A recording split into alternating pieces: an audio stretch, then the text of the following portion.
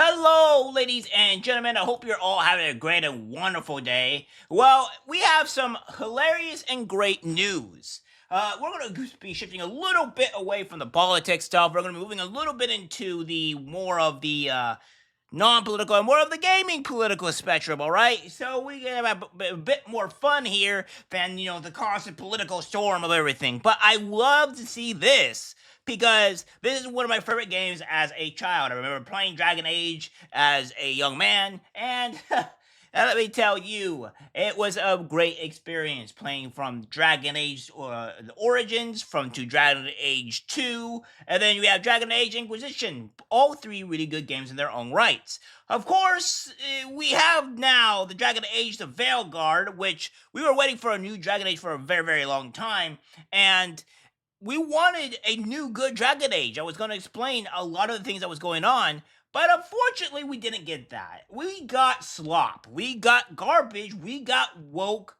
BS into the game.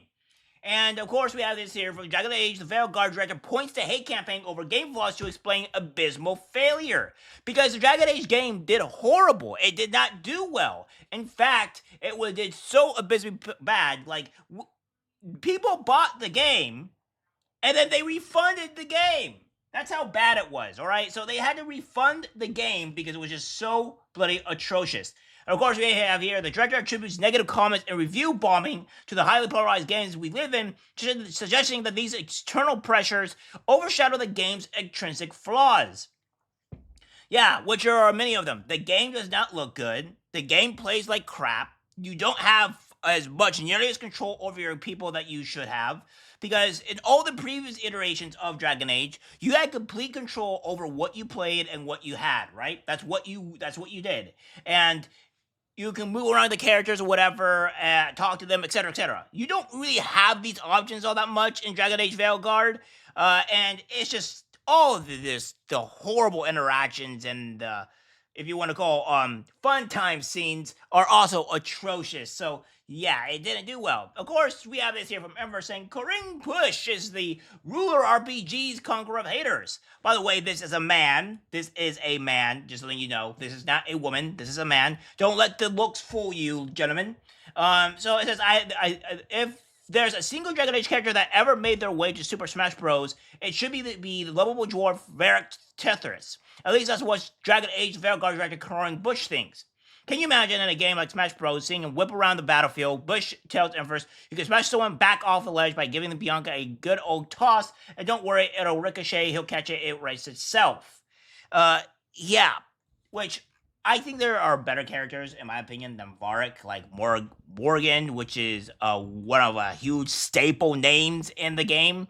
I mean, Varric is cool, don't get me wrong, but you ain't beating Morgan, all right? Morgan's a class of her own. So yeah, we have this here, right? But another thing we have with this is that we have this from Smash AT saying exclusive Corinne Bush out at Bioware. Edmonton studio closure looms. So we have this here. It says the once legendary RPG studio known as Bioware has been the cornerstone of the gaming industry for decades. But a long line of failures between Mass Effect Andromeda, Anthem, and now Dragon Age the Veilguard were troubling signs of a studio heading toward a catastrophic downfall.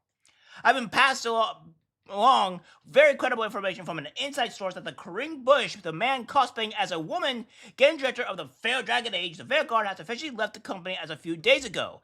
And that's just one wild piece of the puzzle, painting a grim picture for the studio's future. I want this studio to fall. I want the studio to collapse into oblivion and never see the daylight ever again.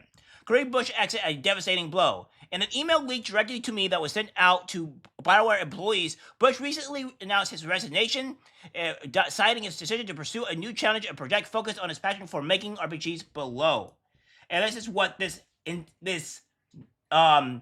failed person has to say. Hey all, hard to believe I'm writing these words, but here it goes. It's time for me to say goodbye. Today is my last day at Bioware and EA. After so much contemplation, I've decided to pursue a new challenge and a new project, doing what I love most, making RPGs, which apparently your love is not good enough because you made garbage. You made dog shit. You did not make anything that was worth mentioning. It wasn't an easy decision, as I mean when I say I love Bioware, the Dragon Age team, and what we were all accomplished to come together.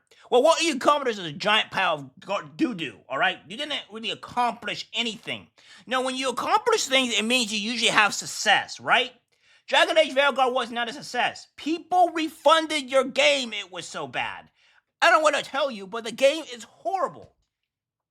My time with all of you has been the highlight of my career. I want to offer, if this is the highlight of your career, I don't know what would be your lowest.